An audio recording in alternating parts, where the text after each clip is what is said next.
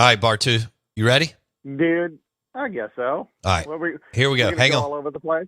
All right, all right. When the lights are about to be turned off, you know what you need. Because you gotta somehow make that paper, right? Show me the money! You come to the right place for that. Because it's time for Bo Bounds Show me the money! to show you the...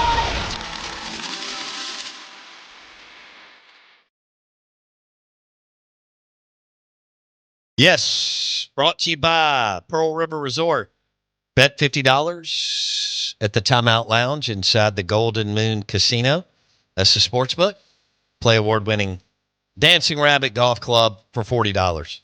We welcome in our friend Diamond Dave Bartoo, handicapper to the stars. He joins us on the Farm Bureau Insurance guest line.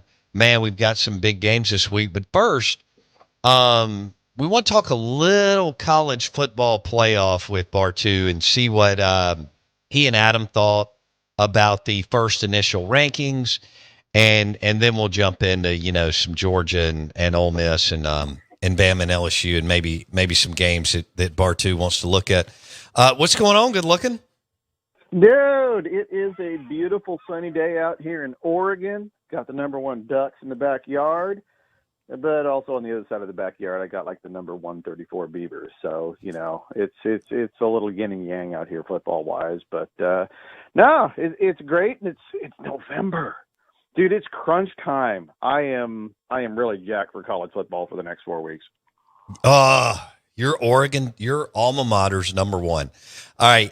Hey, real quick, are you buying them? Too, are you buying the Ducks? Or what did I say? Well, what did I say on your show at the beginning of the season? Right? There's 4 national championship contenders based on talent, what they did the year before, and their coaching staff. It was Georgia, Tennessee, Oregon, and Ohio State.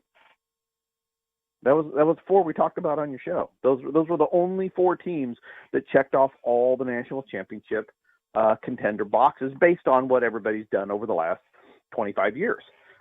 So am I surprised with it? Maybe a little bit offensively, because, consider they lost a NFL drafted running back, first round drafted quarterback, 3 guys to the NFL draft on the offensive line. So, offensively, now they went out and bought themselves one of the better quarterbacks out there. Sure. But still, that takes time to come together. And you look at their numbers year to date. Now their schedule wise, okay, you can argue with me on their schedule pretty good, because they haven't. Let me look at these numbers. It's not like they've really played a tough schedule. The 2 tough teams have been at home, Ohio State and Boise State. And you look at their numbers year to date. Where's Will Stein? Oh, there he is. Got the number 12 scoring efficiency offense, and he's faced the number 54 defense schedule so far. So that's not bad. And they got the number 10 defense facing the 18th toughest offensive schedule so far. So, I forgot about that. That looks pretty good, man. And I say I'm not an X's and O's guy, so I just watch it for fun. But they just taking care of business right now. All right, Diamond Dave on the Out of Bounds show. So real quick, Dave, top 5 or top 10? What did anything surprise you or Adam? Not a big surprise. So the behavior, the last 10 years of rankings that we used as a behavior model had 14 of the top 15, not necessarily in exact order, right? We had Iowa State at 15 and they were 17. But, Oregon 1, Ohio State 2, Georgia, Texas, Miami, that was all where it was supposed to be. I just found it interesting. The couple of teams that got a bump, Indiana got a bump, Penn State got a pretty big bump, LSU got a little bump. Everybody that got a bump up was all Big Ten SEC. And the 2 teams that got bumped down the hardest were the Big 12. So not surprising. Then not really. What's cool though is afterward they can never justify it, because they just make stuff up about this, that, and the other about why they did stuff, and I don't think they're ever really truly honest about it. But I think part of it's just covering their butt, because looking forward, I think you and I would agree. They just said, okay, Big 12 is a one-bid conference right now, right? And you would expect that one bid to be the conference champ, and that champ's going to be number 4. See, so here's a little CYA if you're on the playoff committee. If you don't believe, let's say BYU wins out, and they're number 4, do you really believe that number 5 team should be ranked under them? Not really, right? So if you're the playoff committee, you push a BYU or an Iowa State down, expecting them to lose their first round game so you can say, see, I told you so. Our rankings are good. So part of this, you got to look forward in terms of playoff committee behavior looking good with this, because I think you and I know 5 is going to beat 12, and 5 is probably at least 8 out of 10 times going to beat the number 4 seed. It's going to be a stronger team than number 5, right? Because who's in line for number 5 right now? Texas, Oregon. You know, I mean, you're not expecting that 5 team to lose to the 4 seed. And, you know, so now the big stick that nobody's talking about is everybody says the Big 12 is a one-bid league. Well, what if BYU goes undefeated and loses in the Big 12 title game? A 12-1 BYU is not getting left out, right? This is like you know, when it comes down to March Madness, when the 8 seed in the conference tournament pulls it off and screws everything up for somebody who was in last 4 in on the bubble suddenly becomes last 4 out because a team won that wasn't anticipated. And that's the most interesting part to me is, let's say Miami and BYU win out but lose in their title games. They're both 12-1. They're both ranked in the top 6 before that loss. It's going to bump other teams out. So, damn. You know, everybody's talking ACC Big 12 one-bid league, unless there's a championship game upset, and then there's some real chaos, and I am here for it. I am too. Bartoo on the Out of Bounds show. Show me the money. Brought to you by Stella Artois and Pearl River Resort. Bartoo probably already saw this before he jumped on with us, but we are live on YouTube, and this will be on Spotify and Apple Podcasts, and we'll play it tomorrow too. But Scott Strickland just released a statement. Billy Napier will be back as the Florida Gators coach. Bartoo's been scratching around on that the last couple of weeks as he joined us because of the improvement on the team. So Napier will be back in Florida. Okay, so Bartoo on the Farm Bureau Insurance guest line. Bartoo, let's talk first. This is the game of the week for us. Nationally, it's Bama LSU. But this is the biggest game in the history of Ole Miss on their campus because it's a college football playoff elimination game. So I'm going to let you let it rip. Georgia at Ole Miss. What do you see here as far as the two teams? Well, I think Ole Miss is one of the big enigmas, but it's probably the most underrated team in the country. This is a team that is 14th in offensive scoring efficiency, number 6th in total defense. It's along with Oregon and Ohio State, probably the most balanced team out there. And they're what? They're 2.5-point dogs right now at home? They are. They are. 54.5 total. Yeah, I know. What's the rule in the SEC? Always just go with the better recruiter, right? So just go with the better recruiter. And what I say on the show too is let's stop betting against Georgia because they show up for the big games so far this year. To me, I like the money line here. I'll take Georgia minus the 140 to just straight win. But you look at these numbers, I think the other thing it leans towards is a very defensive game. You got number 6 and number 20 on defense going up against number 14 and number 29 on offense. And we got a really nice total. We're at 54.5. So I think this game leans defense. I like Georgia to win it straight up. No points. I'm not going to mess around with those and take a risk there. But I also like the under in this game, under 54.5. I would love it if by kick it gets to 55.5. And the reason being is 55 is the most frequent total hit in college football over the last 10 years. So once you get past 55, the frequency of it hitting starts getting less and less. So that 54.5, it is really tempting. But if you have some patience and if it can move up to 55.5, normally I'm not too big on totals, but we're so close to that 55 line. I'd love to be at 55.5 if I'm on the under here. All right, so he's expecting a close game, giving Georgia the edge. He's going under. Bartoo and I talked for a minute yesterday. We both believe that points will be at a premium on Saturday. Yeah. And it could rain like crazy. But now here's what I find interesting in this game, and I know it's big in your area, but everybody says Alabama LSU is a playoff elimination game, right? And I think we'd agree on that. 3 losses, you're out, right? But is this a playoff elimination game?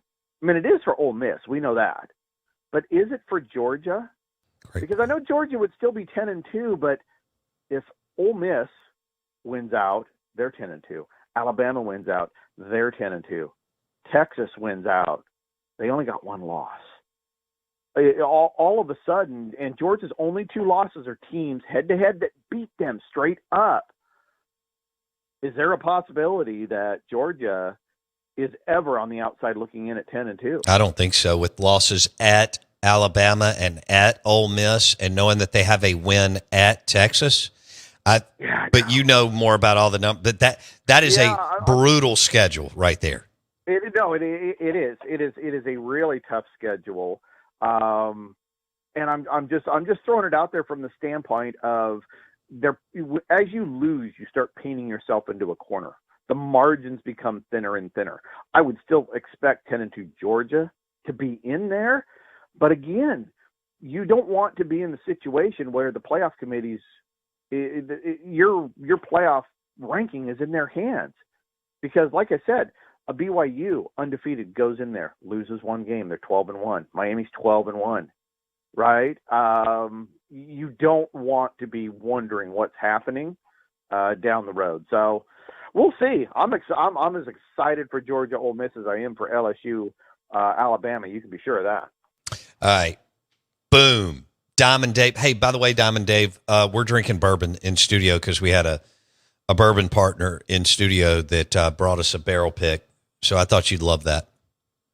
Grandpa always said you can't drink all day if you don't start in the morning. Attaboy. Bam. Brought to you by Pearl River Resort. Okay, Bama at LSU. It's the night game in Baton Rouge, and it is Bama minus 2.5, and the total is 58.5, Bartoo. Oh, it's up to 58. Yeah, I wrote down last night it's at 57, so it's going up. Dang it. So this game, I think we need to go with laying the points. Same thing with Georgia, like Ole Miss, right? Is the nuts to the points. I'll take the better recruiter on the road.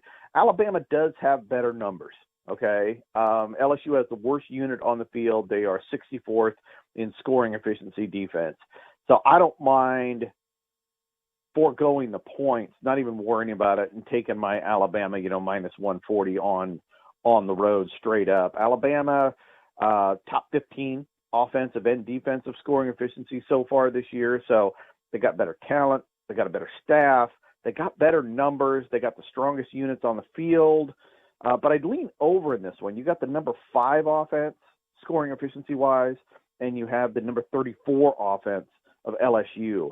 So the number going up doesn't surprise me. I don't know where it started at. I bet you it was closer to 55, 56.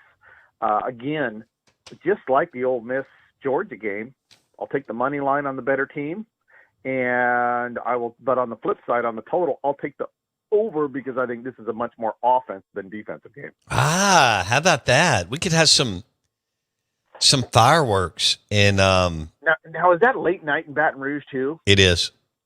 Oh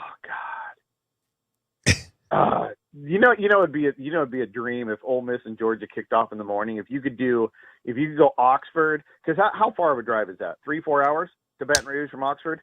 2.5. Yeah, it's 5. Oh my 5.5. It's 5 hours. Bucket list Saturday. That would be a bucket list Saturday. Yeah. Right? Start drinking and eating Friday night in Oxford. Go to that game.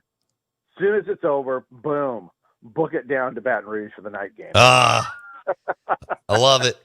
Diamond Dave, handicapper to the gods, on the Out of Bounds show, brought to you by Pearl River Resort. Bartoo, is Kurt Signetti the head coach at Indiana? Is he the new Bill Snyder or Frank Beamer? No. He's not the Bill Snyder. Nobody's ever gonna be Bill Snyder, dude. I mean, I can't even explain how good Bill Snyder was. Now with Cignetti, he has been, from a coaching effect standpoint, he's led the nation over the last 3 years combined. So he's the closest thing that we've had to a Bill Snyder in a long time. I know everybody's going to want to hire him right away, but and I don't blame him for taking the risk, but he brought 20 starters from the number one team in the Sun Belt, right? So you had player continuity, coaching continuity. You brought all of this stuff together. You had one of the top 25 staffs in the country to start the season. Good Lord. Just to start the How season. did he know how to do that? How did guys like that know how to staff so well? I think that's where he's really been underestimated, in that his OC and DC is one of the best pairings in college football. His offensive and defensive support staff is very, very solid. When they went out looking for a quarterback, they heeded the advice on finding guys that have strong quarterback effect in college, and the kid out of Ohio had a huge upside. And we're seeing that right now. That Rourke kid, watch him throwing footballs on Sunday. That kid is something else. I'm surprised he's not getting any Heisman play, but I mean, this is the best player on the team that is performing the most above its talent. Yet he's not getting any discussion there. So it's pretty magical what he has been able to do. I'm just, from a number standpoint, can he turn around and do it next year with 24, all those guys gone? That's a good point. Right? Yeah. The transfer portal, short-term pain or short-term gain, long-term pain, Florida State, Michigan State, right? We see it. So he's still awesome. Yeah. All right. Bartoo on the Out of Bounds show, ESPN 105.9 The Zone. This is a good one. I can't believe I'm saying this. South Carolina at Vanderbilt. I mean, both teams are playing good football and playing above what we thought they would. And so South Carolina goes to Nashville, and they're laying 4.5, and the total is 45.5, Bartoo. Oh man, see, and I was 45.5. This is a little conflicting here for me, because I want to be under, because South Carolina, get this, South Carolina has the 14th best scoring efficiency defense in college football. 14th, South Carolina. Now we were just talking about guys that have outperformed, like Cignetti. There's one right there. I mean, I've been saying for a while that their defensive coordinator is solid, but I never ever thought we would be talking about the 14th defense in the country. So that's the best unit on the field. The best recruiting is with South Carolina. Coaching staffs, I call them pretty even. Recruiting, I think with it being at home, it balances that out. You got the 49th offense, the 55th offense, going up against the 68th defense of Vanderbilt and the 14th defense of South Carolina. Ooh. So do you want to go – so to me, it's do you want to go South Carolina minus 4.5 or South Carolina straight up win minus 155? Because you do have Diego, who covers everything, right? Win or lose, that boy's covering everything. That's what gives me the heebie-jeebies here. I think South Carolina is going to win straight up. And in fact, in the SEC, if you want to be a real degenerate, you can do some money line parlays on just who's going to win this week, because there's a lot of good numbers out there. But I like South Carolina covering on this. But I go back to, it's November. It's a lot harder to bet right now. Right? The books are so much sharper with all the data they have. It is really hard to win in November. I still go back to, let's be conservative, forego the points, get rid of the juice, take the money line, South Carolina, to get the W on the road in Nashville. But as for the cover, I think I'm going to leave that one behind. Ooh, all right. Bartoo, talking ball, handicapper to the stars, brought to you by Pearl River Resort. I think I'm going to go one more for if you want to rip off a couple of Bartoo's bangers. Oklahoma at Missouri. Oklahoma -3, and the line is, the total is 41.5, Bartoo. Right, and and you look at this is a defensive game.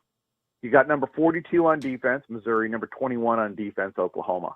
So look at these offenses, though, 83rd and 113th. So we're gonna go what, 1st to 20 in this game? Yeah, got to be 1st to 20, and it's 40. What do you have right now? Do you have it at 41.5? Yes.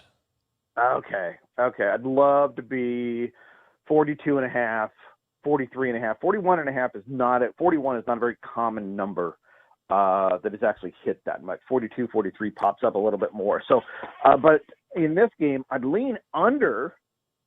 But again, in terms of the spread, we got the better recruiter, albeit on the road, with the best unit on the field. I know it sounds a bit redundant, but again, we're talking November. We're talking only 3 points.